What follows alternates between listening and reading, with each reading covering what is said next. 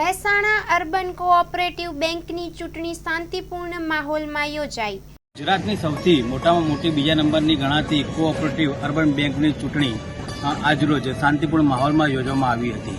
જો વધુમાં વાત કરીએ તો મહેસાણા અર્બન કોઓપરેટિવ બેંકના 8 ડિરેક્ટર માટે 150 બૂથ ઉપર 1,07,762 સભાસદો આજે મતદાન યોજાયું હતું, જેમાં ત્રિપાંખ્યા જંગમાં 26 હરીફ ઉમેદવારો માટે સવારે 8 કલાકથી સાંજે 5 કલાક સુધી મહેસાણા સહિત અમદાવાદ, વડોદરા, સુરત, ગાંધીધામ, રાજકોટ, ગાંધીનગર અને મુંબઈની શાખામાં મતદાન કરવામાં આવ્યું હતું, જેમાં વિકાસ અને વિશ્વાસ પેનલ વચ્ચે કાંટાની ટક્કર જોવા મળી હતી। 8 ડિરેક્ટરો માટે રાજકીય બેઠકો કરવામાં આવી હોવા છતાં કોઈ પણ સમાધાન ના થતાં ચૂંટણી યોજવાનું નક્કી થઈ ગયું હતું। 8 ડિરેક્ટરો માટે 4 ઓગસ્ટના રોજ મતગણતરી કરાશે।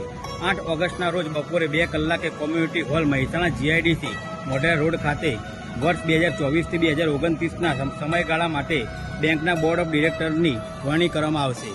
જો વાત કરીએ તો અર્બન બેંકની કુલ 57 બ્રાન્ચોના વિસ્તારમાં મતદાન યોજાયું હતું। આમાં ગુજરાતની 55 બ્રાન્ચો અને મુંબઈની 2 બ્રાન્ચો સામેલ છે।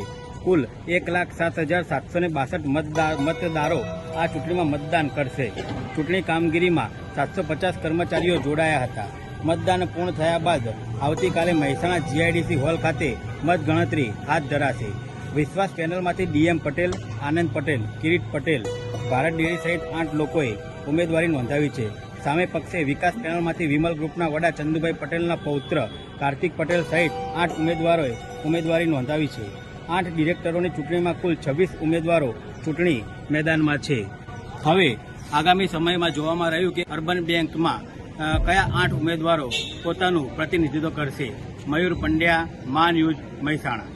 અર્બન બેંકની ચૂંટણી આજે રવિવારે બહુ સારી રીતે શાંતિથી બધી પૂર્ણ થઈ અને ધાર્યા પ્રમાણે જ એનું પરિણામ આવશે અને શાંતિથી બધી પૂર્ણ થઈ છે અને આપણે ધાર્યા પ્રમાણે બધું થશે એવી આશા છે।